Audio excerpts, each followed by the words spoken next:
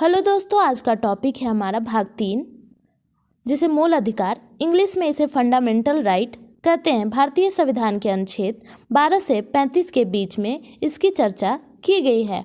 वैसा अधिकार जो जीवन जीने के लिए अति आवश्यक है उसे मूल अधिकार कहते हैं। मूल अधिकार को फ्रेंच भाषा में मैग्ना कार्टा भी कहा जाता है। मूल अधिकार एक नैसर्गिक अधिकार है जो हमें जन्म से मिल जाता है। इसे अमेरिका के संविधान से लिया गया है। मूल अधिकार के रक्षक सुप्रीम कोर्ट और हाई कोर्ट होता है। मूल अधिकार को कुछ समय के लिए निलंबित राष्ट्रपति कर सकते हैं और हमेशा के लिए प्रतिबंध संसद लगा सकती है। भारत के मूल संविधान में 7 मौलिक अधिकार थे, जो वर्तमान समय में 6 मौलिक अधिकार हैं। संपत्ति के अधिकार को 44वें संविधान संशोधन के द्वारा हटा दिया गया है।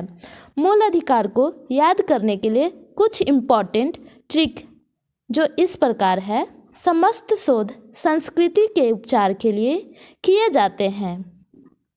समस्त में से सम को लेते हैं तो समानता का अधिकार, जिसकी चर्चा अनुच्छेद 14 से 18 के बीच में किया गया है। सत से हो गया हमारा स्वतंत्रता का अधिकार, जिसकी चर्चा अनुच्छेद 19 से 22 के बीच में की गई है।